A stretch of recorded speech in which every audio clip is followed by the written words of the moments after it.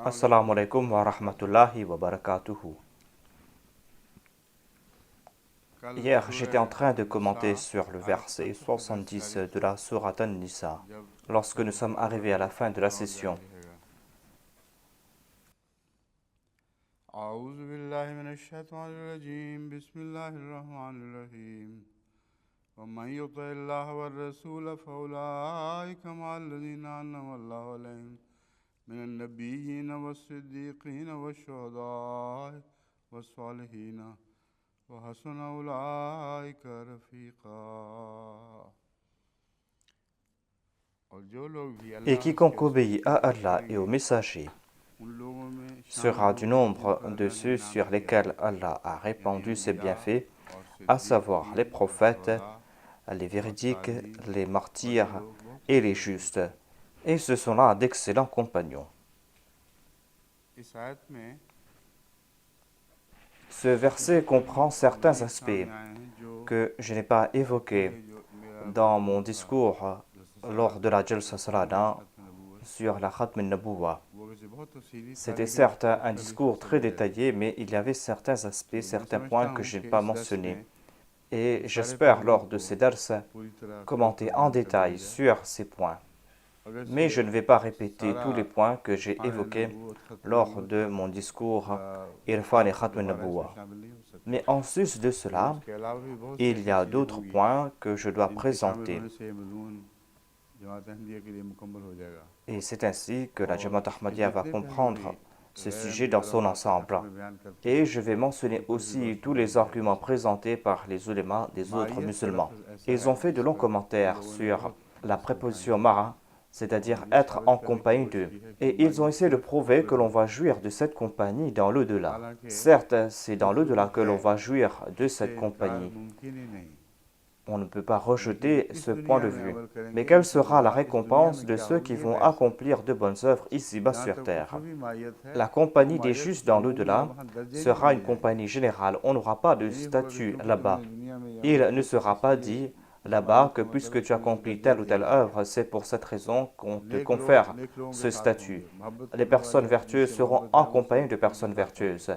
On sera en compagnie de ses bien-aimés. Il ne sera pas question de grade ou de stade.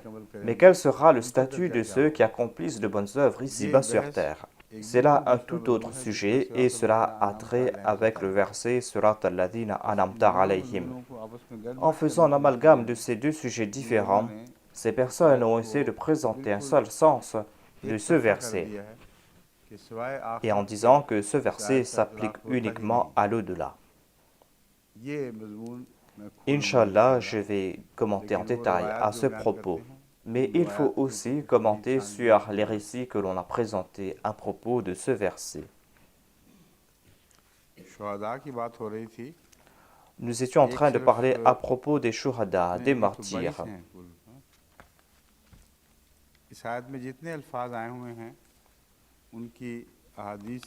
Toutes les paroles qui ont été utilisées dans ce verset ont été commentées dans les hadiths. Man qutila duna nafsihi fahuwa shahid. Al-mayt min dhati janbi shahid. On a évoqué les types de morts qui peuvent frapper les gens. À l'exception d'un ou deux cas, on n'a pas utilisé le terme musulman ou musulman. C'est-à-dire qu'on a lié ces types de morts avec la foi. Il y a la mort par accident, il y a la mort par la noyade, il y a ceux qui perdent leur vie en protégeant leurs biens, et il y a même ceux qui sont frappés de pneumonie et qui en décèdent. Pourquoi est-ce qu'on a lié tout cela avec ces morts? J'ai déjà commenté en détail à ce sujet. Et comme je l'ai dit, on qualifie de shahid celui qui meurt d'une façon qui n'est pas naturelle. Je n'ai pas compris toute l'histoire qui a trait à la mort des suites d'une pleurésie. Ce sont des faits que certains ont colportés. Par exemple, il est dit que celui qui meurt d'une complication pulmonaire est qualifié de shahid, de martyr. Et il est dit aussi que celui qui meurt d'une morsure d'un animal vénéneux est un shahid, est un martyr. Monsieur le médecin, dites-moi pourquoi est-ce qu'on a mis en exergue ici la pleurésie et l'ulcération pulmonaire? Quelle est la relation de ces deux maladies avec le sujet en question ici?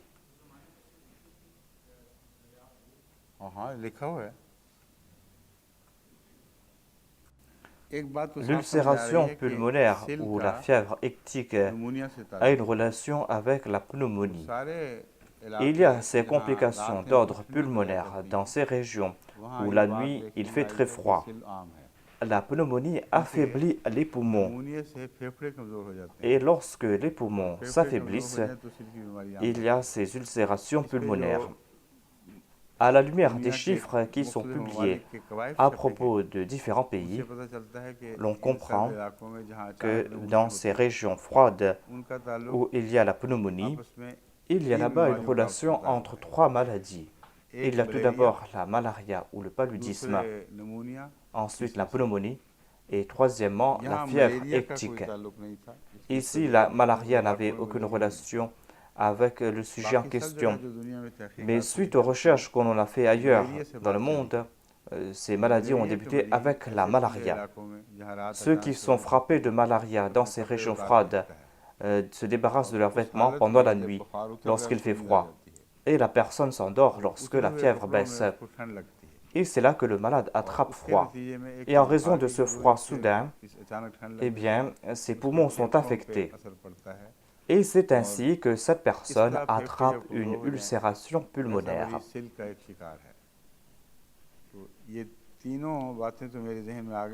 Voilà ces trois points que j'avais en tête. Mais ici, on a mentionné uniquement l'ulcération pulmonaire et la pneumonie. En tout cas, ceux qui meurent de ces maladies ne peuvent être qualifiés de martyrs, de ceux qui sont morts dans la voie d'Allah. Leur statut n'a pas été mentionné ici, mais c'est quand même une mort qui sort de l'ordinaire. Et dans le désert arabe, certainement il faisait très froid pendant la nuit et il y aurait eu de tels incidents. Et ces personnes ont peut-être été qualifiées de shahids en raison du fait qu'elles meurent en raison des aléas du temps et de l'époque. En tout cas, cela n'a aucun trait avec la foi, avec la religion. Il serait tout à fait erroné de dire que tous ceux qui meurent de ces maladies dans le désert arabe, qu'ils soient des polythéistes et les autres, qu'ils soient tous des shahids auprès d'Allah, qu'ils ont le statut de martyrs auprès d'Allah. Ce concept est tout à fait erroné. Il y a aussi ceux qui meurent d'une morsure d'un animal vénéneux. C'est là une mort soudaine, certes. Il y a aussi ces enfants qui meurent après leur naissance. Qu'ils soient des shahids ou pas, ils naissent sur la nature de Dieu. Et ces enfants certainement iront au paradis. Et il est dit que le prophète Abraham, alayhi salam, serait le gardien de ces enfants.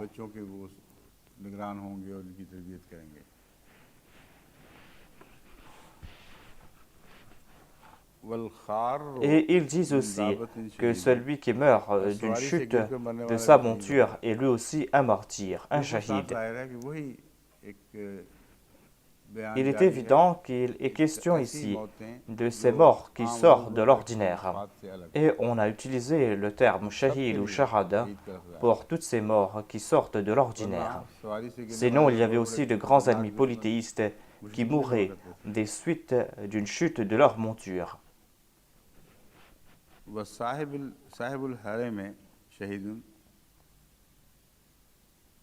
On a mentionné ici une seule personne qui meurt de mort naturelle.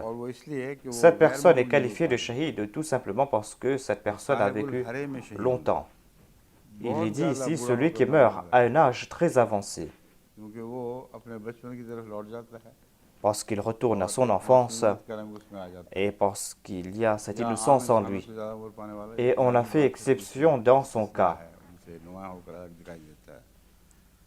Il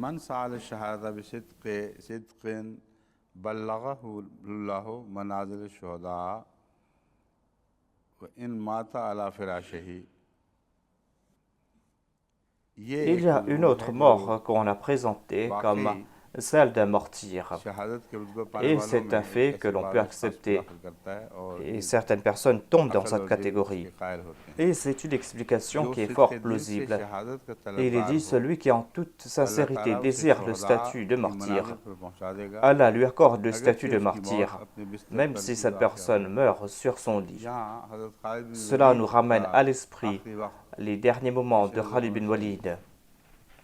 उस वक्त आपकी ख्वाहिश जो है शहादत की Il désirait mourir en इस हदीस के martyr, ताबे वो भी और दूसरे et lui et les Mujahideen autres भी mujahideen इस aussi, दर्जा शहादत के शौक रखते हो कि qui désiraient लफ्ज़ों mourir से en कोई martyr, दिल का हिस्सा खाली ना हो et dont les corps étaient उनकी meurtris मौत de ces बिस्तर पर भी blessures, हो तो अल्लाह के même नज़दीक si ces वो शहीद personnes हो sont जाएंगे। décédées sur leur lit de mort, eh bien, अब ces personnes ont le हदीस में statut de शहादा martyr कौन auprès de कौन है Dieu. Je vous présente maintenant ये ces hadiths हदीसें où l'on mentionne इस les लिस्ट के बाद martyrs. कोई और वजह है जो कि ठीक Après नहीं cette है liste, est-ce que vous allez me présenter une autre liste? आगे इन La liste est complète ici, n'est-ce pas?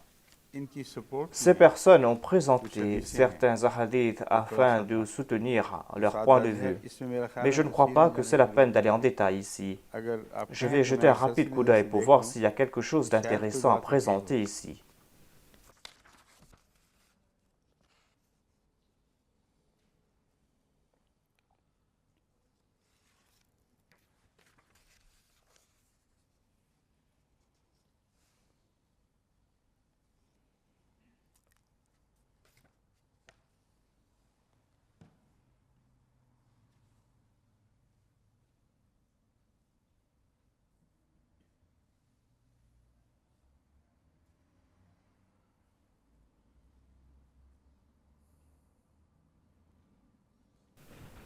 जिन हदीसों से ये बातें ली गई हैं Ils ont cité उनमें से nombre de बहुत सी hadiths हदीसें भी मद्देनजर que je pense qu'il faut अभी देखते reviser. हैं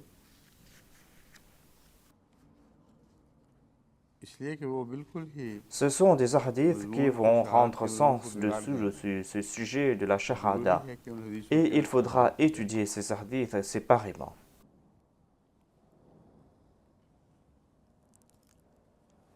जहाँ तक कुरान करीम का ताल्लुक है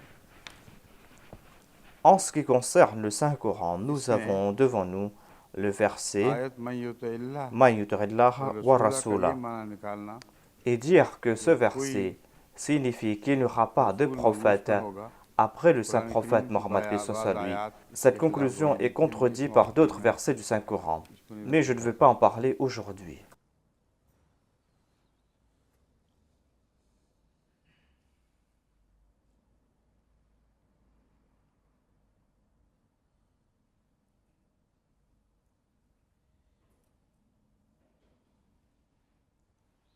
अब माँ की Les हदीसों में différents जो ulémas गैर non अहमदी ahmadis उलमा ने मुख्तलिफ ont इस्तिलाह essayé की de आयात tirer des conclusions de la इनको गौर से préposition पढ़ने mara, से et en इसका les जवाब étudiant de सही plus से près, निकलता on va voir les réponses है और à ऐसे leurs में हमें arguments dans किसी leur लंबे présentation. तरद्दुद या Et पहचान ce की n'est pas la जरूरत peine नहीं de है présenter de longues मसलन explications à ce एक ही sujet. आयत है Par या exemple, il y a अय्युहल्लज़ीना ce आमनू verset Ya क़ातिलुल लज़ीना ayyuhallazina amanu qatilu यलूनकुम मिनल alladhina कुफ़ारि yalunakum minal वलियजिदू kufari फ़ीकुम ग़िल्ज़ा walyajidu वालमू fikum अन्नल्लाह ghilla मअल मुत्तक़ीन wa'lamu anna Allaha इसमें देखो ma'al अल्लाह muttaqin. मुत्तक़ियों के साथ है Ils disent, ici il est dit qu'Allah क्या est avec les अल्लाह muttaqis. मुत्तक़ियों में से है गैर Est-ce अहमदी que उलमा कहते हैं Allah fait partie des muttaqis, इसका disent-ils जवाब ces बिल्कुल वाज़ेह ulémas? है कि Il जब est माँ का évident लफ्ज़ ici que इस lorsqu'on आला évoque शान के une वजूद personne unique वाहिद en वजूद raison de का son statut et ताल्लुक qu'on la place en कसरत के साथ compagnie मिला d'une रहा है majorité, eh bien dans तो ce यहाँ माँ contexte, का माना मिन हो Mara ही नहीं ne सकता peut signifier min. Mara ne peut signifier être de parmi एक ces gens. वजूद Un individu कहा जाए ne कि peut मैं dire उनमें से हूँ que je suis des leurs. तो इसका मतलब Cela ne veut मिन pas हो ही dire नहीं qu'il fait सकता partie de ces gens, क्योंकि वो वजूद जो parce है que वो cet जिन्स में individu मुख्तलिफ है appartient वो à une अपनी autre नौइयत में espèce, मुख्तलिफ है sa अपनी personne शान est में tout autre, मुख्तलिफ है और son अपनी statut est इनफरादियत tout में autre, मुख्तलिफ है et son उसकी individualité est tout इनफरादियत autre. उसकी तौहीद Son ऐसी ज़ाहिर व बाहिर individualité, है sa tawhid कि वो sont si दूसरे évidents लोगों में से नहीं qu'il हो ne peut सकता faire उनके partie de साथ हो ces सकता है personnes.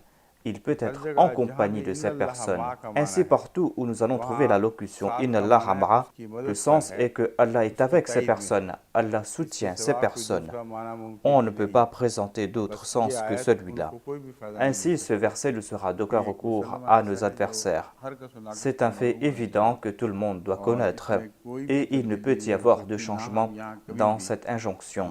Et dans ce contexte, nous ne disons pas que Mara signifie mine ici.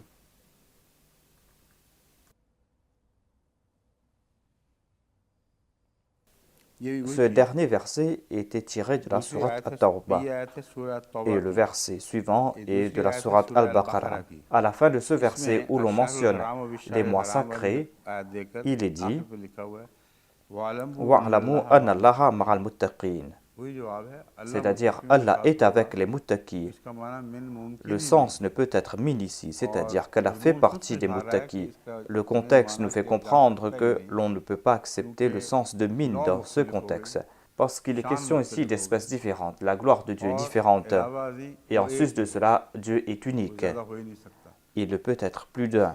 Ainsi, nous ne rejetons pas le fait que Mara a d'autres sens. Vous devez comprendre cela. Mara, ou être en compagnie, a différents sens, certes.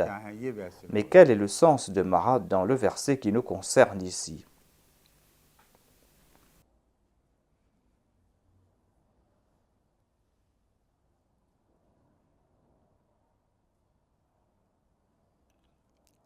Maintenant, nous allons voir un autre sens. Voyez ce qu'avait déclaré le saint prophète Mohammed lui lorsqu'il était dans la grotte de Thawr, lorsqu'il était caché dans cette grotte. إِذْ يَقُولُ لِصَاحِبِهِ لَا تَحْزَنْ إِنَّ اللَّهَ مَعَنَا. N'aie pas peur, Allah est avec nous. Être avec nous ici signifie qu'Allah nous accorde son soutien. Le sens ne peut être celui de min, à savoir qu'Allah est de parmi nous. On ne peut pas dire cela. Ainsi, ces ulémas non-ahmadis cherchent des arguments farfelus. Ici, Mara signifie uniquement le soutien de Dieu. On ne peut pas présenter d'autre sens. Ce verset était tiré de la sourate At-Tawbah. Il y a un autre verset qui vient de la sourate Al-Imran. Mais ce n'est pas un verset qu'ils peuvent présenter en leur faveur. Ce verset est Rabbana inana sami'na munadi yunadi lil imani an aminu bi rabbikum fa amanna Rabbana faghfir lana dhunubana wa kaffir anna sayyi'atina wa tawaffana ma'al abrar. Ce n'est pas un verset que les non-ahmadis pourront citer en leur faveur. Parce que ici, le sens de Mara est celui de min, à c'est-à-dire de faire parmi deux.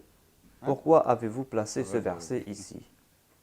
On nous a enseigné ici cette prière que Rabbana faghfir lana dhunubana wa kaffir anna sayyi'atina. Oh Allah, pardonne-nous nos péchés, éloigne de nous nos manquements. Ici, l'on est en train de parler de personnes de la même espèce. Ici, l'on est en train de ce monde parce que Tawaffana ne va pas survenir après la mort. Les hadiths qui parlent à propos de l'au-delà concernent un autre sujet. Lorsqu'on utilise la préposition mara à propos des gens de la même espèce, et lorsqu'on mentionne des personnes vertueuses, eh bien, le sens de Mara ici est de min, c'est-à-dire de faire partie de ces personnes. Ici, on est en train de prier, oh Allah, fasse que nous mourions parmi les pieux, les vertueux. Est-ce que cela voudrait dire de mourir en même temps que les personnes vertueuses sont en train de mourir? Cette explication est inacceptable. Ainsi, on doit définir le sens de Mara selon le contexte. Quand on utilise la préposition Mara à propos de ce monde, et quand on est en train de parler à propos des personnes de la même espèce, le sens sera différent. Nos adversaires détournent le sens de Mara, alors que nous disons aussi que Mara a aussi d'autres usages. Non seulement que ces usages sont possibles, mais cela est aussi important. Traduire Mara par min dans ces contextes sera un très grand péché. On ne pourrait pas le faire dans ces cas. Mais lorsque la préposition mara est utilisée pour conférer un statut quelconque et qu'un mara est utilisé pour faire les éloges des hommes, eh bien dans ce contexte, le sens de mara sera toujours de min, c'est-à-dire de faire partie de ces personnes. Ensuite, ils avaient cité le premier verset de la sourate At-Tawbah pour évoquer la compagnie d'Allah. Mais cette même sourate témoigne en notre faveur et nous présente le sens de min. Il est dit Ya ayyuhalladhina amanu taqullaha wa kunu ma'as sadiqin. Ô vous qui croyez, craignez Allah et soyez parmi les justes. Que signifie être parmi les justes? Est-ce que cela veut dire marcher avec Imam Sahib, lui qui dit la vérité, et que cela suffit? On ne peut accepter ce sens ici. Le sens ici sera de min, c'est-à-dire de faire partie des véridiques. Être partie des véridiques signifie faire partie de ces véridiques. Cela signifie dire la vérité soi-même. C'était la sourate At-Tawbah, verset 119.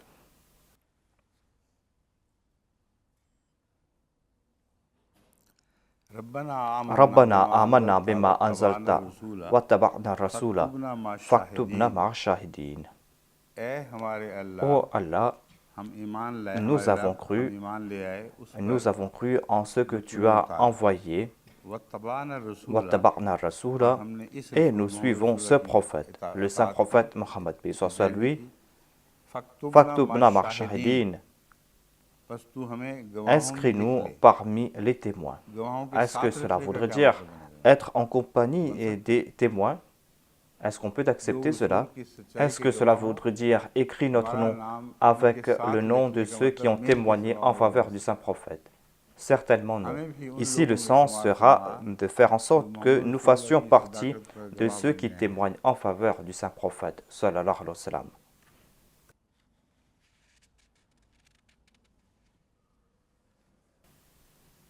Ensuite, il y a le verset 54 de la sourate Al-Imran et il y a aussi le verset 84 de la sourate Al-Maïda. Yaquluna Rabbana amanna faktubna ma'a shahidin. Ô Allah, nous avons cru, inscris-nous parmi ceux qui ont cru.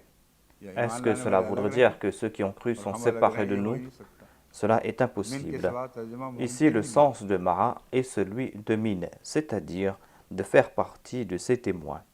Ensuite, il y a le verset Wa aqimus salata wa atu zakata warka'u ma'ar raki'in. Il est dit ici de se courber en compagnie de ceux qui se courbent. Est-ce que cela voudrait dire ici que ceux qui sont en train de se courber sont différents de vous et que vous devez vous courber lorsque les gens sont en train de se courber en prière? Est-ce que cela voudrait dire que vous êtes en train de passer à côté des mosquées où les gens sont en train de se courber, que vous allez vous courber en même temps? Certainement non. Ma'ar raki'in signifie faites partie de ceux qui se courbent, faites partie de ceux qui se prosternent devant Dieu, se courbent devant Dieu. Ainsi, le sens de la préposition mara change selon le contexte. Dans certains contextes, on ne peut traduire mara que par min, c'est-à-dire que de faire partie d'eux. Mais quand Dieu a utilisé la préposition min, que vont faire ces mots-là? Il est dit dans ce verset Minan nabiyina wa sudiqina. Dieu a utilisé la préposition mara pour ensuite l'expliquer par min.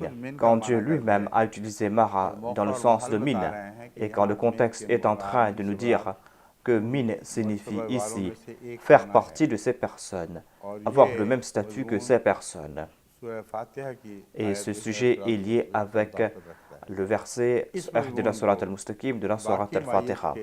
Ce sera un très grand crime que de confondre ce sujet avec les autres sens du terme mara ailleurs.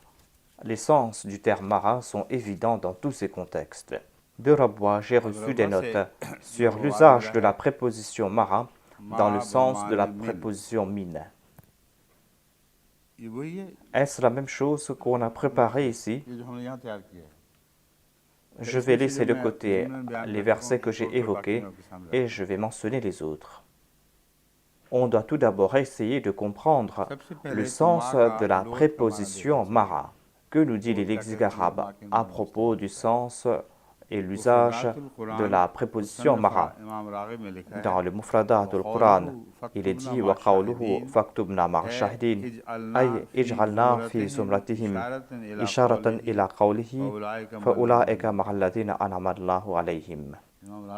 Voyez la perspicacité de l'imam Raghib. Voyez un peu les points subtils qui nous expliquent. Cela se trouve à la page 435 de Mufradat. Pourquoi est-ce qu'il cite la page 435? La page 435 de quelle édition? Les pages seront différentes, seront les éditions. Ceux qui citent ces références sont très laxistes dans ce domaine. Il est important de faire leur entraînement. On doit présenter de telles références qui éliminent toute forme de doute ou d'erreur. Ici, il était question de Mara. On aurait dû écrire ici, voyez, sous la préposition mine. Si l'on voulait présenter la page, eh bien, l'on aurait dû aussi présenter l'édition, l'année de l'édition, à l'imprimerie où ce livre a été imprimé. Et c'est ainsi que cette référence sera exacte et complète.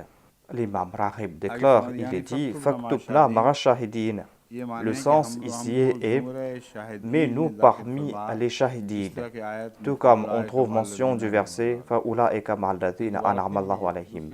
Ainsi, il a cité ce verset de la sourate An-Nisa pour nous faire comprendre le sens de Mara par rapport à ces shahidin. Le sens ici est que ceux qui vont obéir au saint prophète Mohammed, paix soit lui, feront partie de ces personnes qui recevront ces faveurs divines. Voilà la décision de l'imam Raghib. Et son point de vue est le même que celui de la Jamaat Ahmadiyya.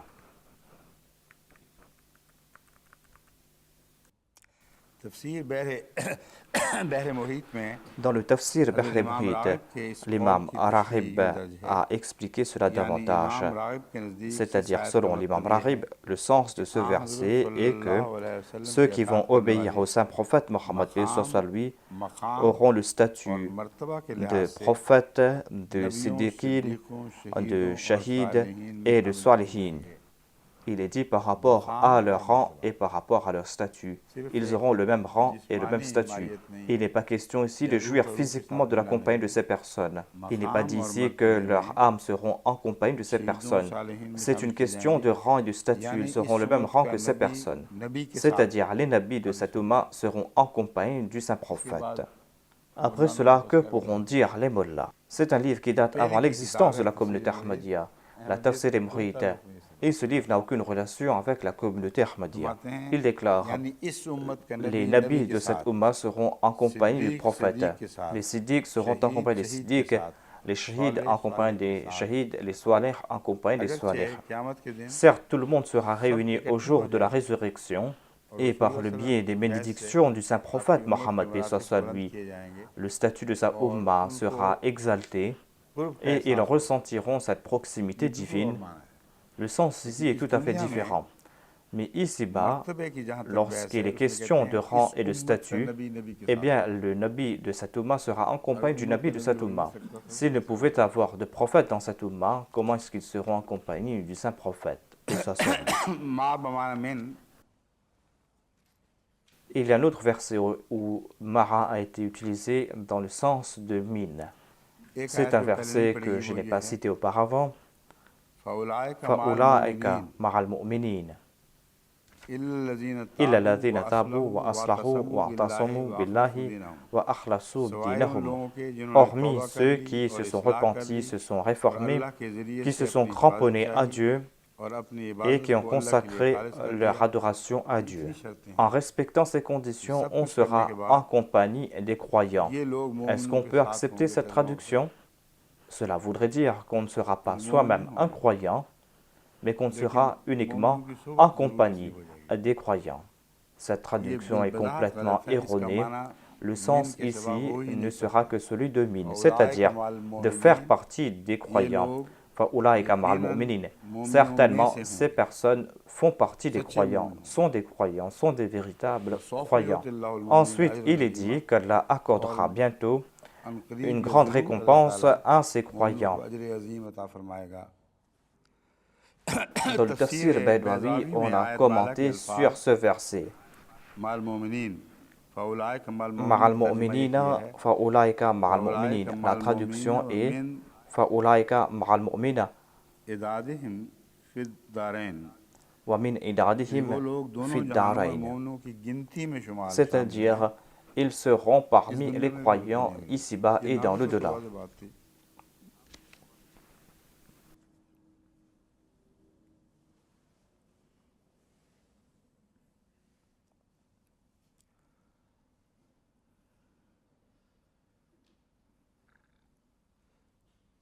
अब इब्लीस को Iblis était en सजदे के compagnie वक्त des anges lorsqu'ils मायत se हासिल sont की है। prosternés उन devant लोगों के साथ Adam. था जिन्होंने सजदा किया। Il लेकिन était मिन parmi होना ceux qui साबित se है sont prosternés, क्योंकि mais il हरकतें ne अलग faisait pas अलग partie और d'eux, मरातिब अलग अलग हैं। parce que इसलिए leur mouvement मरातिब का était एक होने différent, से leur मिन का statut लफ्ज़ était साबित हो différent. सकता है। जब मरातिब बदल जाएं Ainsi, l'on peut utiliser le हरगिज़ termine उसका par माना मिन rapport नहीं au किया जा rang, au सकता statut. Mais quand il y a un changement de statut, on ne peut pas सिवाय traduire इसके la कि वो préposition शख्स mara इनकार par करे min, à moins qu'une नेक personne लोगों के refuse साथ de faire उनमें partie से हो जाए। parmi les vertus. Quand une जब ये personne कहा refuse de जाएगा faire तो फिर partie माँ des के माने autres, नहीं किया जाएगा। le sens de mara sera celui अब de इब्लीस min. वाला वाक़या इस पर गवाह है। L'incident d'Iblis est जब अल्लाह témoin ताला ने de हुक्म दिया cela. कि सारे Quand फरिश्तों Allah के a साथ donné सजदा करो, l'ordre कुल्लु aux अजमईन, anges सबके सजदा qu'ils करो। doivent se prosterner, kullum सबने ajma'in, सजदा किया इल्ला इब्लीस। tous se sont prosternés, hormis Iblis. अबा अन यकूना Iblis ne मा s'est pas Sajidin. prosterné. Abba an यहाँ yakuna बा mara मिन के sajidin. मानों में है। Ici, le उसने sens इनकार de किया Mara कि sera celui साजिदों de में Min. सजदा करने Iblis वालों a में से हो refusé जाए। de faire partie de ceux qui se sont वरना मा prosternés. साजिदीन वो Sinon, खड़ा on था peut साथ dire में। qu'il était en compagnie de ये ceux qui se सामने sont prosternés. Il फरिश्ते était là सजदे कर debout. रहे थे। Les anges étaient तो là साफ et पता se चला कि prosternaient मौका और माल devant के lui. मुताबिक Ainsi, l'on माँ comprend का que माना selon le मिन भी हो contexte, सकता है और माँ का Mara peut माना avoir le साथ sens भी de हो Min. सकता है। Et Mara peut aussi इब्लीस को एक signifier मायत être en हासिल थी compagnie d'eux. जो Iblis était en फरिश्तों के compagnie साथ de ces सजदे करने anges वालों qui की se मायत थी। prosternaient. लेकिन उनमें से Mais नहीं il था, ne faisait pas इसलिए partie उसने de इनकार ceux कर qui se दिया मा prosternaient. साजिदीन। Et il a तो refusé साजिदों के et साथ il हो est dit Mara उसने साथ Sajidin. खड़े होने का इनकार कर Il दिया। n'était pas parmi इसलिए ceux इनकार qui कि मैं se इन sont लोगों में से prosternés. नहीं हूँगा Il a जो refusé en सजदा disant करते que हैं। je ne serai pas parmi ceux qui se prosternent. वलक़द खलक़कुम Ensuite, il सुम्मा y a ce verset सव्वरनाकुम وَلَقَدْ सुम्मा कुलना خَلَقَكُمْ ثُمَّ लिलमलाइकति اسजुदू صَوَّرْنَاكُمْ लिआदम ثُمَّ قُلْنَا फसजदू لِلْمَلَائِكَةِ इल्ला اسْجُدُوا इब्लीस لِآدَمَ लम यकुन فَسَجَدُوا मिनस إِلَّا साजिदीन। إِبْلِيسَ यहाँ لَمْ मा يَكُنْ مِنَ साजिदीन के बजाय السَّاجِدِينَ. मिनस Ici, au lieu साजिदीन de dire किया Mar तो Sajidin, on a इसके dit मुतवाज़िन Min के साथ कुछ Sajidin. हो गया। ये साबित करता है कि हमारा इस्तेमाल बिल्कुल दुरुस्त है। Cela prouve ainsi अल्लाह que ताला notre बाज़ दफ़ा conclusion मा est का tout à इस्तेमाल fait फरमाता है, exacte, à बाज़ दफ़ा savoir उसकी qu'Allah तशरीह के तौर utilise le पर terme Mara, des उसी जगह fois मिन pour का nous लफ्ज़ faire इस्तेमाल comprendre le फरमाता है। sens de Mara. Dans le même उसी endroit, आयत il करीमा में utilise युतिल्लाह le में terme यही हुआ min है। ou la préposition min. पहले Et nous voyons माँ का cela dans le लफ्ज़ verset अनअमल्लाहु अलैहिम, Mayuturillah. फिर Tout मिनन d'abord, on a नबिय्यीन, utilisé माँ की Anarmallahu तशरीह alayhim, मिन ensuite तमाम il est dit Minan Nabiyyin. Pour nous faire comprendre le sens de la préposition Mara, on a utilisé la préposition min par la suite.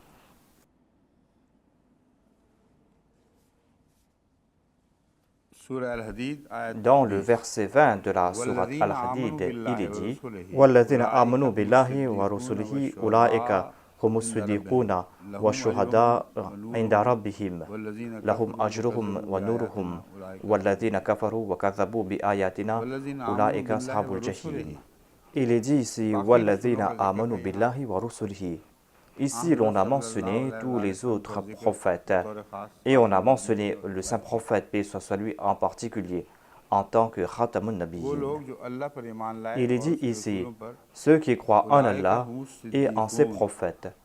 यकीनन यही लोग Ulaika हैं humus जो सिद्दीक़ siddiqouna. हैं व शुहदाअ Certainement, इंद ces रब्बिहिम personnes font partie des और siddiq wa अपने रब के shuhada हुजूर inda शुहदा rabbihim. हैं। Et ils sont इस des आयत témoins से auprès de leur Seigneur. जो इस्तेंबात Je ne किया crois गया है pas हमारे que उलमा la की तरफ से conclusion qu'a लफ्ज़ को tirée nos दुरुस्त नहीं ulémas समझता en ce propos est tout à fait कि हुमुस exacte. सिद्दीक़ून में Il est dit humus siddiqouna. Siddiq Il n'est pas dit बतौर ici मर्तबा के बयान नहीं qu'ils होता auront le statut des और siddiq इसी तरह ici. शुहदा On a शुहदा के mentionné बाद les सालिहीन shuhada, का दर्ज mais on n'a लिख pas दिया। mentionné les salihin, इसलिए ये आयत le statut des अगर salihin. हमें इस Ainsi, लिहाज से dans कोई ce फ़ायदा नहीं contexte, देगी ce इसमें verset दूसरे ne से nous ताल्लुक़ sera नहीं है। d'aucun avantage. Ce हज़रत verset इब्राहीम n'a aucune अलैहिस्सलाम की relation avec पैरवी le करने sujet वालों को en नबूवत question. अता हुई Ceux qui ont तो suivi le वादा दिया prophète गया। Abraham ont eu le इसलिए ये statut de कहना कि prophète, गुज़िश्ता अंबिया ils की ont पैरवी reçu cette से नबूवत promesse. नहीं मिली, Ainsi, ये il sera दुरुस्त tout नहीं à है। fait erroné de dire que l'on ne pourra मिलती रही है être prophète en suivant लेकिन les वहाँ की prophètes du बहस passé. को जैसे कि Ceux मैंने qui ont बयान किया suivi सीधा ces साधा prophètes मौका महल पे इस्तेमाल ont हो reçu le statut de और prophète. वो हमारी Et सारी cette ज़रूरतें question de पूरी la करे। préposition Mara est très simple. il y a plein de versets pour étayer nos arguments. Il serait tout à fait faux de dire qu'il n'y a eu que les siddiq parmi les suivants des premiers prophètes. Il est dit ici, Ulaika humus siddiqouna. Parmi les siddiq, il y a aussi les prophètes. Le terme siddiq est un terme générique. Ainsi, cela concerne aussi les prophètes. Si cela leur plaît de présenter ce verset, eh bien, je leur recommande d'abandonner cela.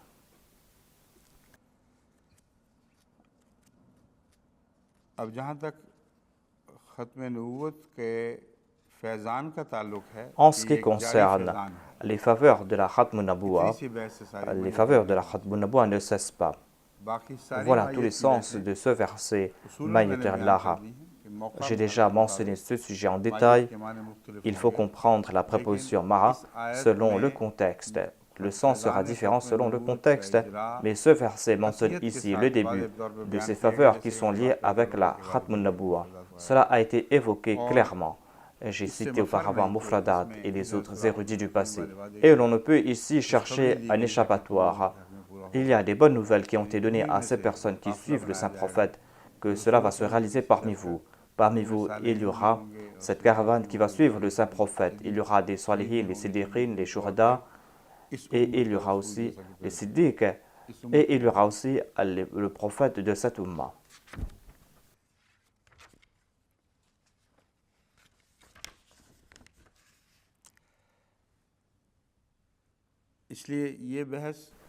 Ainsi, l'objection de nos adversaires est tout à fait erronée, que nous, en raison de la Khatm an-Nabuwa, nous sommes en train de changer le sens de la préposition Ma'a.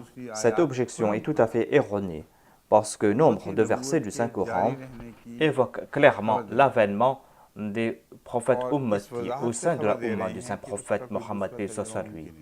Cela a été énoncé si clairement que l'on ne peut pas présenter d'autres traductions de ces versets. Il y avait une fois un érudit chinois qui était venu ici. Il disait que je ne suis pas d'accord avec vous uniquement sur cette question de la Khatm an-Nabuwa. Je lui ai dit, vous avez le droit de ne pas être d'accord avec nous, mais dites-moi, vous voulez des preuves du Saint-Coran, des hadiths, comment voulez-vous que je vous explique cela? Il a dit que moi j'accepte uniquement le Saint-Coran. Et moi je lui ai présenté 4 versets, je lui ai montré ces versets, et je lui ai dit de réfléchir pendant 3 jours à propos de ces versets.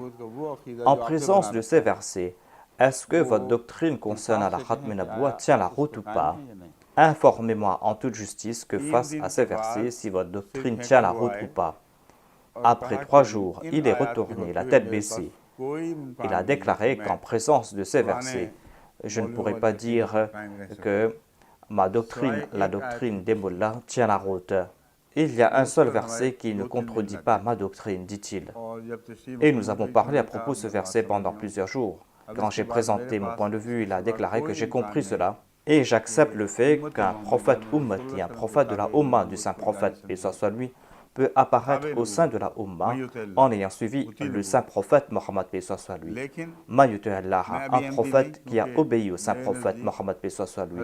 Par contre, je ne peux accepter l'Ahmadiyya parce que selon moi, cela ne s'applique pas à Mizarullah Mahmad de Qadian. Il a pris la fuite en passant par ce prétexte. Je lui ai dit, je vais vous montrer comment cela s'applique à Mizarullah Mahmad. Il est resté ici pendant quelque temps, ensuite il est parti ailleurs. En fait, il aspirait à être le leader des musulmans de sa région. Ce sont des personnes imbues de justice, ils ne pouvaient prendre la fuite. Certains de ces érudits chinois sont certainement imbus de justice. Lorsqu'ils ont vu le témoignage clair du Saint-Coran, ils ont baissé la tête. Mais ils peuvent trouver d'autres échappatoires. Il a dit que cela ne prouve pas la véracité du Messie premier alayhi salam. C'est pour cette raison que je pars.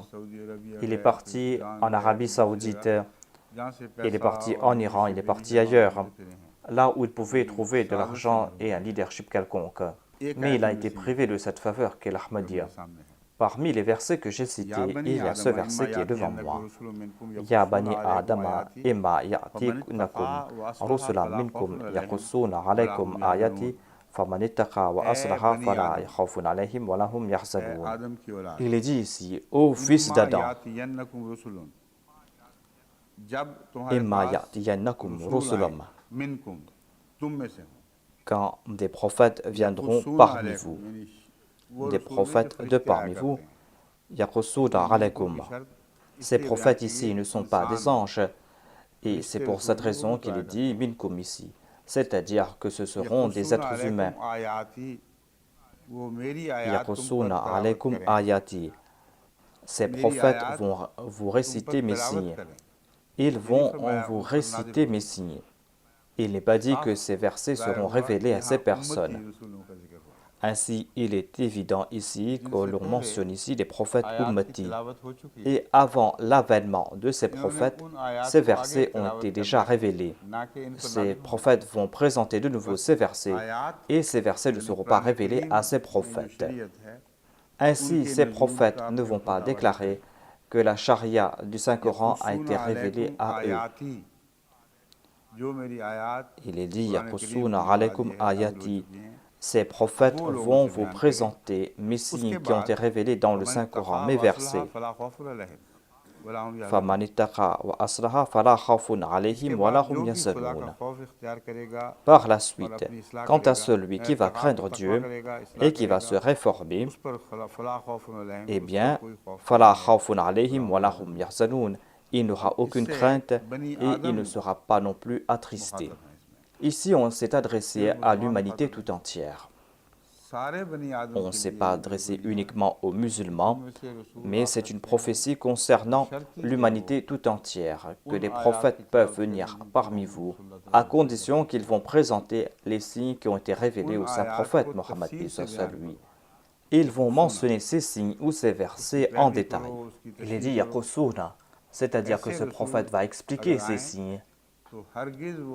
Si un tel prophète va venir, eh bien ce prophète ne va pas mettre à mal à la khatamiyya du saint prophète sallallahu alayhi wa sallam. Voilà ces versets sur lesquels il avait besoin des explications. Et lorsque je lui ai expliqué cela, que ce prophète doit venir pour l'humanité tout entière, et celui qui est venu a dit qu'il a été envoyé à l'humanité tout entière et qu'il a prouvé son obéissance au saint prophète Mohammed lui. C'est là que cette personne était convaincue qu'il a tout compris. Dans le verset 180 de la sourate Al-Imran, il est dit Ma kana Allahu liyadhara al-mu'minina ala ma antum alayhi hatta yamiza al-khabitha min at-tayyib wa ma kana Allahu liyutliyakum ala al-ghaybi walakin Allah yashtabi min rusulihi man yasha'u fa aminu billahi wa rusulihi wa in tu'minu wa tattaqu falakum ajrun 'azim.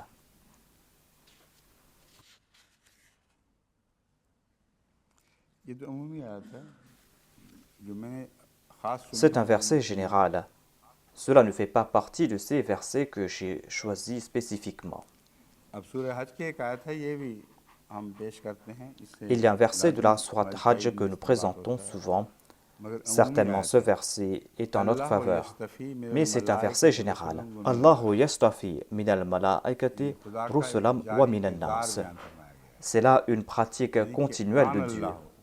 Il n'est pas dit ici kana Allahu, c'est-à-dire que dans le passé il choisissait des messagers. En disant Rusul, il veut nous faire comprendre que jusqu'à présent Dieu envoie des prophètes. Il envoie des messagers de parmi les anges. Et il dit aussi wa minan nas, et de parmi les hommes. S'il le désire, Dieu peut envoyer des messagers dans la forme des êtres humains. C'est là une pratique générale de Dieu. Et il n'y a pas de limite qui a été placée sur cette pratique de Dieu. Aucun de ces versets ne mentionne une limitation. Dieu peut envoyer un messager quand il le désire.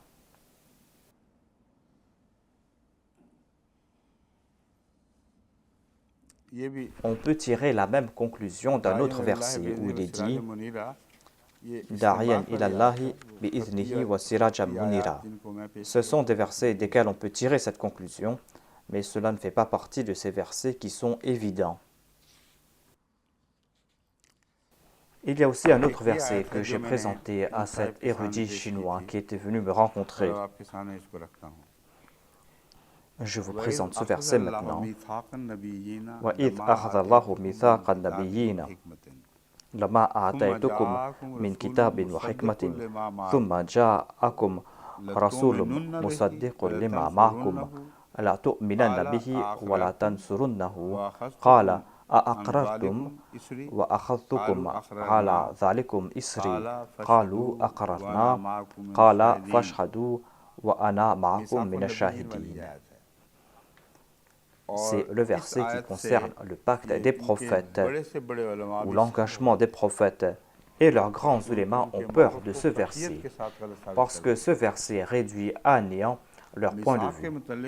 Lorsque l'on a questionné Maulana Maududi à propos de cet engagement, à propos de ce verset, lorsqu'on lui a posé des questions à ce sujet, étant un érudit, un alim, il savait très bien qu'il y a eu un pacte avec les Juifs.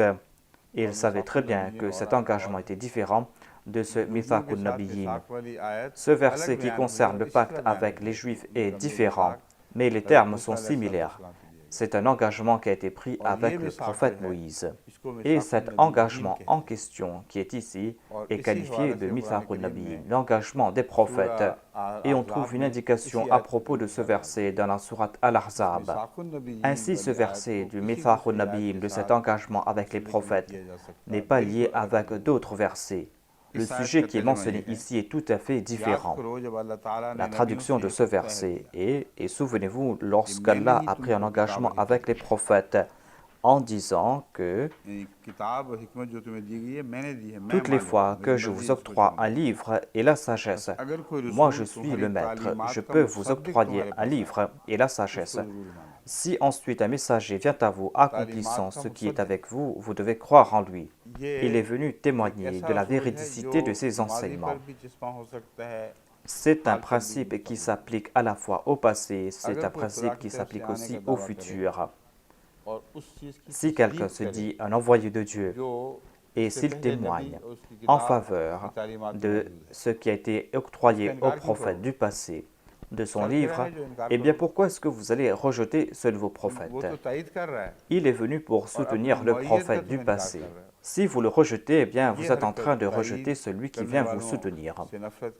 Dans certains pays, on est en train de rejeter ceux qui viennent soutenir les prophètes.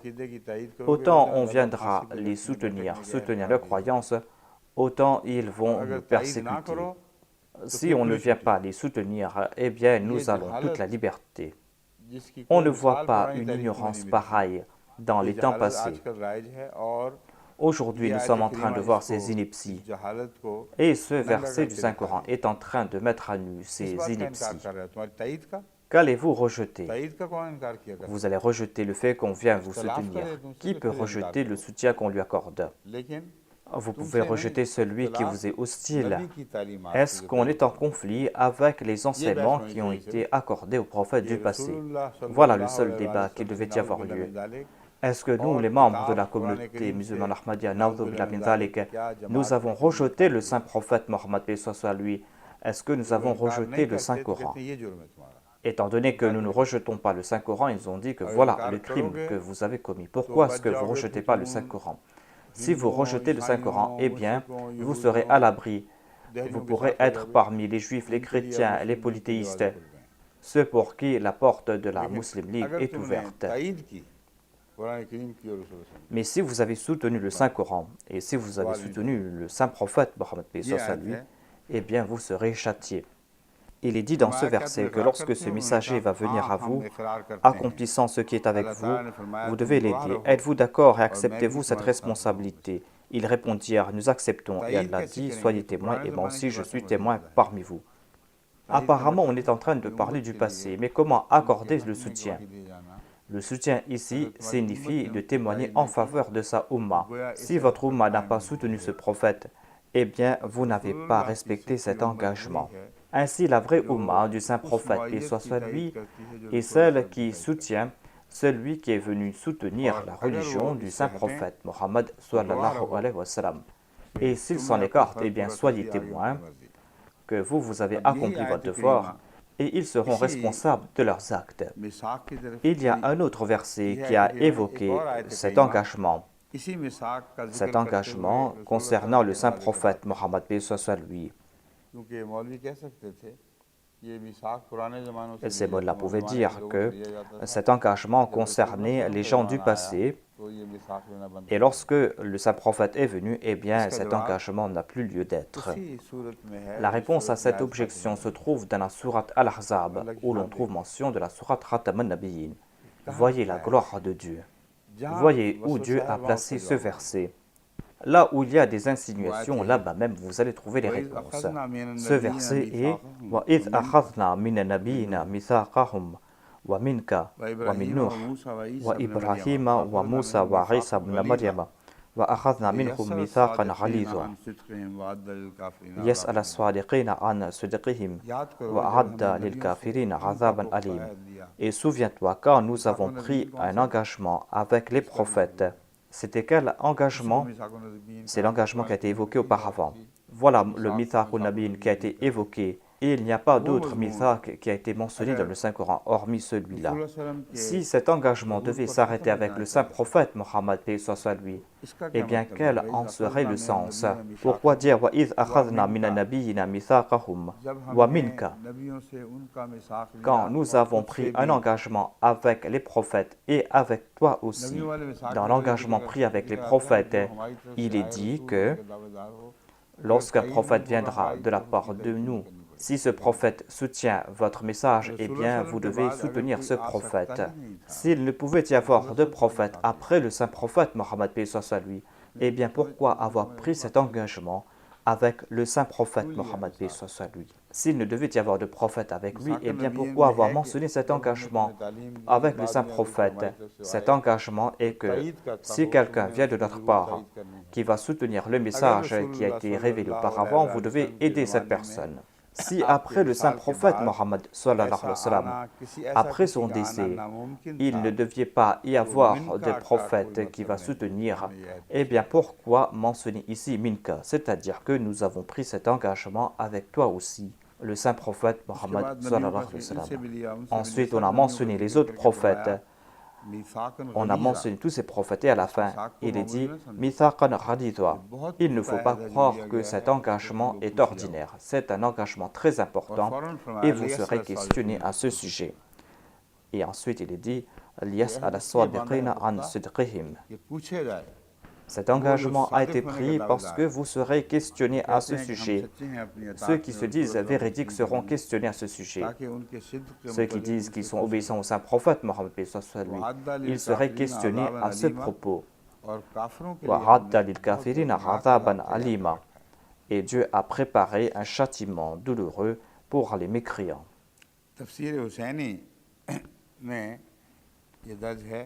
Dans le tafsir Husayni, on trouve mention de ce Wa'id akhadna. Il est dit que nous avons pris cet engagement avec tous les prophètes. Nous avons pris cet engagement qu'ils vont adorer Dieu. Et lorsqu'ils seront invités vers Dieu, ils doivent se soutenir les uns les autres et de donner la bonne nouvelle à ce prophète qui viendra après eux. Il est en train de commenter sur le verset Mithaq al-Nabiyyin. C'est un engagement qui a été pris avec tous les prophètes. Ensuite, wa minka, et nous avons pris cet engagement avec toi aussi, Mohammed sallallahu alayhi wa sallam. Ainsi, il est dit clairement ici que après les prophètes, il y aura d'autres prophètes qui viendront soutenir les prophètes précédents. Cet engagement a été pris le jour d'Al-Asa, c'est-à-dire c'est un décret de Dieu. On n'a pas pris cet engagement verbalement avec chacun de ces prophètes, mais cela fait partie des caractéristiques d'un prophète. Aucun prophète ne peut pousser sa Ummah à rejeter le prophète qui va venir après lui. Tous ces prophètes ont pris cet engagement. Ce Dieu qui nous a envoyés, eh bien, nous devons lui obéir. Ces prophètes ont pris cet engagement et ils ne veulent pas que leur peuple rejette les prophètes qui vont venir à l'avenir. Et ils ont toujours demandé à leur peuple de soutenir le prophète qui viendront après.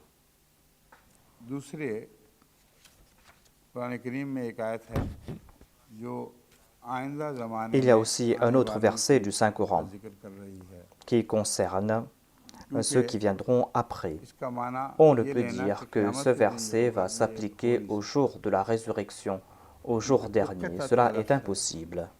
On trouve mention du mot uqitat ici à une époque spécifique, tout comme il est dit wa idha rusulu uqitat, lorsque les prophètes seront relevés à des périodes spécifiques. Dans les derniers temps, Dieu va envoyer tous ses prophètes dans la forme Buruzi. Et les chiites, quant à eux, tirent cette conclusion que dans les derniers temps, à l'époque de l'imam al-Mahdi, Dieu va envoyer tous les prophètes de nouveau. Afin de se faire plus populaire parmi les sunnites, les chiites ont contredit certaines de leurs croyances.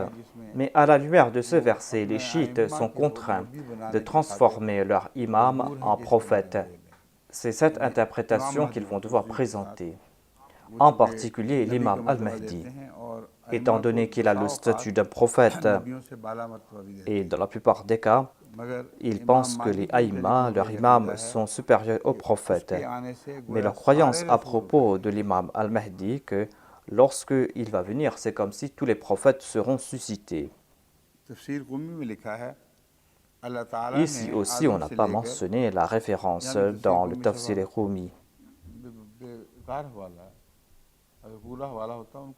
Où est la référence? Ils sont en train de nous écouter. Il faut être vigilant concernant les références. Il y a beaucoup de lacunes à ce sujet dans nos ouvrages. Lorsque j'ai besoin d'une référence, eh bien, il faut faire beaucoup de recherches. C'est difficile de trouver ces phrases. Dans quelle édition de l'ouvrage? Ces ulémas se contentent de présenter l'ouvrage qui est devant eux pour se faciliter la vie. Cela n'est pas bien. Ils peuvent voir quelle est l'édition de cet ouvrage, quand cet ouvrage a été publié et où cet ouvrage a été publié. En tout cas, il faut leur demander la référence exacte tirée du tafsir Rumi. Il est dit dans ce tafsir que certainement Dieu va envoyer tous les prophètes dans les derniers temps. Certainement tous ces prophètes vont retourner sur terre et vont soutenir le Amirul Mu'minin, le Mahdi. Tous ces prophètes viendront de nouveau certainement sur terre et ils vont soutenir Amirul Mu'minin, le Mahdi. Ils tirent facilement de telles conclusions. Ils pensent que ces prophètes vont apparaître physiquement sur terre. Mais tous ces prophètes de tous ces peuples du passé vont suivre l'imam al-Mahdi. Il en sera ainsi afin de prouver ici la supériorité du saint prophète Mohammed afin que le saint prophète soit le chef de tous ces peuples. Et dans la réalité, il y a quelqu'un qui est apparu à notre époque, qui s'est asservi au saint prophète, paix soit sur lui. Il s'est dit esclave du saint prophète Mohammed, paix soit sur lui. Et tous les peuples vont accepter l'islam en le suivant. Ces peuples vont témoigner de la part de la prophète que le saint prophète Mohammed est supérieur.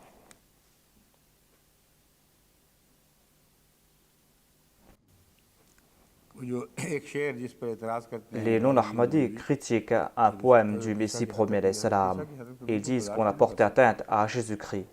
Ils ne peuvent endurer cela, ces derniers. Dans ce vers, le Messie premier salam déclare « Cessez de mentionner le fils de Marie. Le Ghulam Ahmad est supérieur à lui. » Il ne voit pas le terme Ghulam Ahmad, esclave d'Ahmad, esclave du saint prophète, paix soit lui. Il ne se soucie que Ibn Maryam, Jésus, fils de Marie. Mais ici, le Messie premier salam déclare que moi je suis l'esclave du saint prophète Mohammed, paix soit lui. Je suis meilleur que ce Ibn Maryam qui est venu avant moi, parce que moi je suis l'esclave du saint prophète et lui il était l'esclave de Moïse. Ces gens-là, nos adversaires, ne comprennent même pas cela.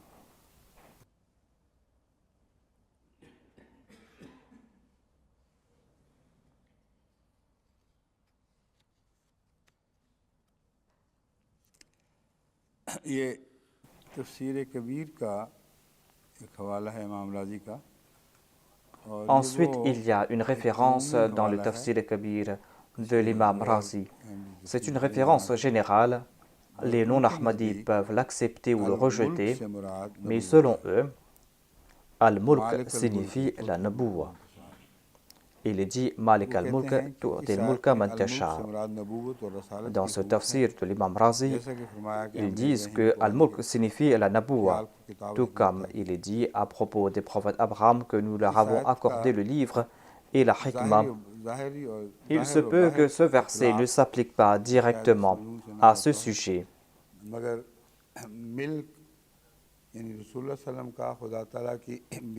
Mais en tout cas, la milkiya, la souveraineté de Dieu, est mentionnée ici.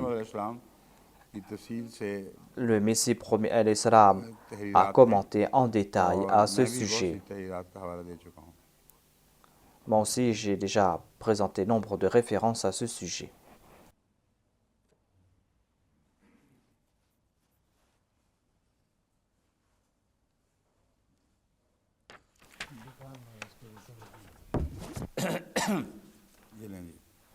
Maintenant, on va présenter un autre sens de Mara.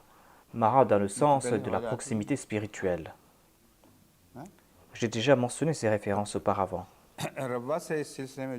Et j'ai déjà mentionné une partie à ce sujet lorsque j'ai commenté sur ce verset.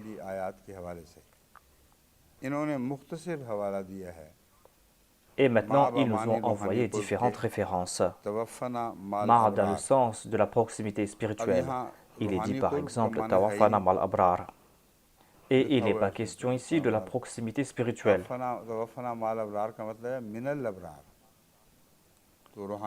Tawafana mal abrar signifie Tawafana min al abrar. Il n'est pas question ici de proximité spirituelle. Il est dit aussi Fa'ulaika ma'al mu'minin. Ici le sens de min. Il y a aussi le verset Warka'i ma'arakin,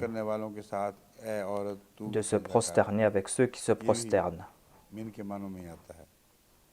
Ici aussi, ma'a est utilisé dans le sens de min. Mais il y a aussi ce verset Inna Allaha ma'ana. Ici, ma'a n'a pas le sens de min. Dans leur empressement, ils nous ont envoyé ces références. Je ne peux pas parler à ce sujet aujourd'hui,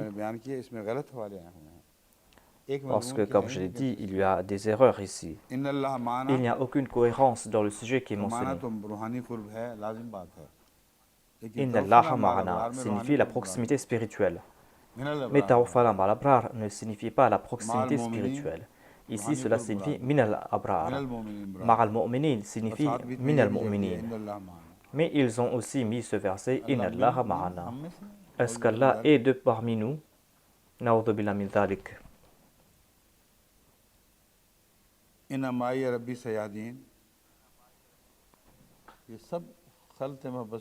Cette liste est inappropriée. Prenez cette liste. Je n'ai pas le temps d'en parler à ce sujet. Tout comme je l'ai dit, il faut placer chaque référence par rapport à l'espèce qui a été mentionnée. Les références de mine séparément et la compagnie spirituelle séparément. Et que signifie être en compagnie des gens ici-bas sur terre? Et il faut reconnaître tout cela. Quand on utilise la préposition mara avec Allah, le sens ne peut être celui de mine. Dans ce contexte, mara ne peut être remplacé par mine. Dans ces contextes, cela est impossible. Il y a aussi la question de la compagnie dans l'au-delà. Et dans ces cas, on ne va pas utiliser la préposition mine. Dans l'au-delà, il sera question de statut, d'amour, et là-bas, la chose sera évidente.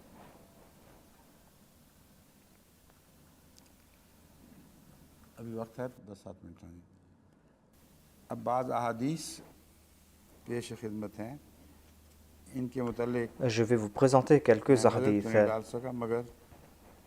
Je n'ai pas regardé ces hadiths, mais selon les ulémas, ce sont des hadiths qui soutiennent notre propos. Il y a un hadith cité par Hazrat Hudhayfa radhiyallahu anhu. Ce hadith se trouve dans le recueil Musnad Ahmad bin Hanbal et dans celui de Mishkat. L'on trouve mention de différents hadiths dans le recueil Mishkat. La référence sera celui de Musnad Ahmad bin Hanbal. Si c'est un autre hadith, eh bien on aurait dû mentionner cela ici. Hazrat Hudhayfa déclare que le saint prophète Mohammed sallallahu alayhi wa sallam a déclaré: la naboua demeurera parmi vous autant qu'Allah voudra qu'il demeure. Ensuite, il va l'enlever. Ensuite, il va établir le califat suivant la voie du prophète. Celui-ci demeurera autant qu'Allah voudra qu'il demeure, puis il va l'enlever. La première nubuwa est celle du saint prophète Mohammed sallallahu alayhi wa sallam. La nubuwa va demeurer parmi vous autant qu'Allah voudra qu'il demeure, ensuite il va l'enlever. Ensuite il y aura le califat suivant la voie du prophète, c'est-à-dire ce prophète qui va suivre la voie du prophète. Et Allah va enlever cette faveur lorsqu'il désire qu'il soit enlevé. Ensuite, selon son décret, il y aura des monarchies accablantes, c'est-à-dire des rois qui vont accabler leurs sujets. Et les gens seront tourmentés par ces souverains. Quand se terminera cette période, selon le décret de Dieu, il y aura une monarchie encore plus tyrannique, tout comme nous le voyons aujourd'hui. Il y a donc cette continuité dans ces souverains tyranniques. Certes, après l'avènement du Messie promet l'Islam, ces souverainetés n'ont aucune importance. Mais ces souverainetés existent par tradition. Même après l'avènement du saint prophète Mohammed, il y a eu ces tyrans. Cela ne veut pas dire que dès que le Messie promet l'Islam est venu, ces rois vont disparaître. Le saint prophète mentionne ici la dernière partie de cette période de rois injustes, des rois qui vont usurper les droits de leurs sujets, des rois qui vont toujours imposer ce qu'ils désirent. Selon ce hadith, cela va durer jusqu'à ce que la grâce d'Allah entre en action. Et il va mettre fin à toute cette tyrannie.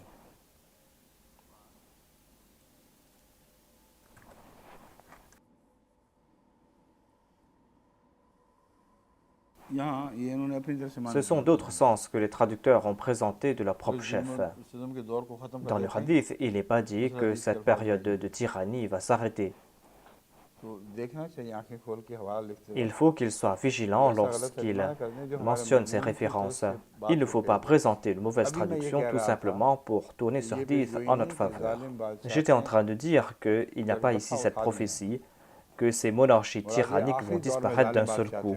Il est tout simplement dit ici qu'il y aura ces monarchies tyranniques au cours de cette dernière période. La miséricorde de Dieu va agir et il va établir de nouveau le califat basé sur les préceptes du prophète. La traduction qui a été faite ici n'est pas en accord à ce qui a été dit dans ce hadith. Il est dit dans ce hadith qu'il y aura ces monarchies tyranniques et c'est là que la miséricorde de Dieu va entrer en action. Cela ne veut pas dire ici que ce califat va mettre fin à toute cette tyrannie. On ne trouve pas cela dans ce hadith. Ensuite, il y aura le califat basé sur les préceptes du prophète. En disant cela, le saint prophète s'est tué. Il y aura ensuite ce califat qui est basé sur les préceptes du prophète. Sans la naboua, il ne peut y avoir ce califat. Le premier califat était basé sur les préceptes du prophète, parce qu'il y avait un prophète.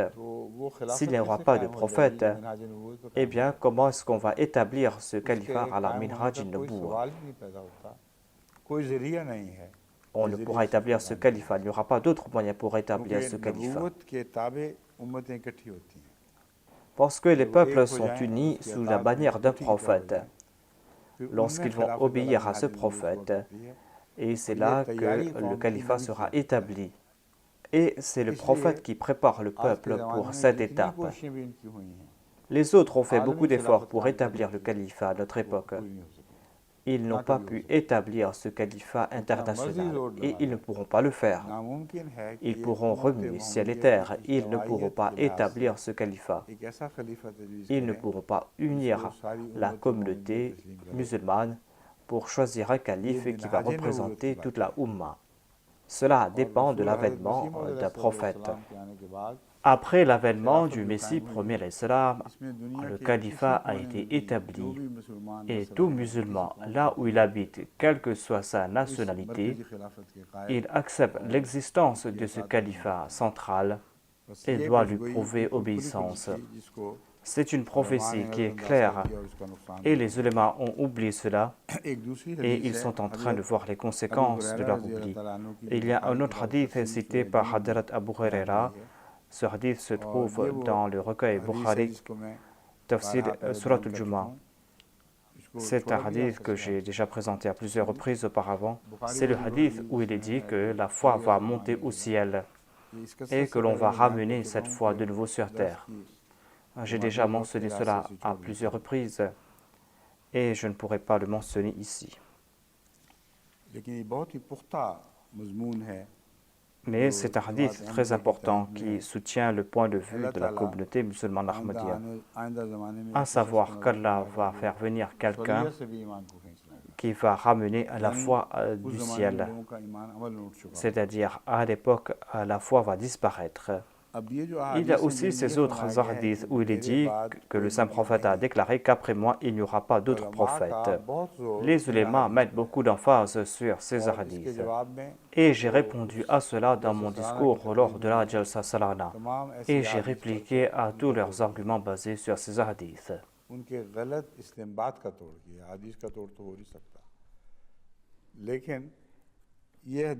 Si ce hadith évoque l'interdiction de la nabou'a dans le temps, après un certain temps, cette interdiction n'aura pas lieu d'être.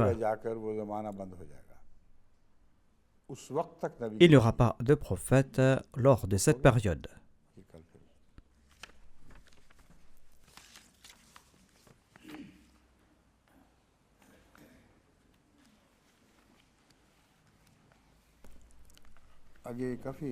Il y a de longs débats à ce sujet. Je tenterai de le terminer rapidement et je tenterai de faire en sorte qu'il n'y ait pas de répétition. Cependant, les répétitions sont nécessaires en raison des nouvelles générations. Il y a des nouveaux venus et à travers la MTA, il y a nombre de gens qui sont en train de suivre la MTA, des gens qui ignorent l'existence de ces discours sur la Khatm al-Nabouwa. Ainsi donc, il n'y a pas de mal qu'il y ait des répétitions pour les nouvelles générations. Mais ces répétitions ne doivent pas se prolonger. Les enregistrements de ce discours sont présents, ceux qui sont intéressés peuvent les écouter.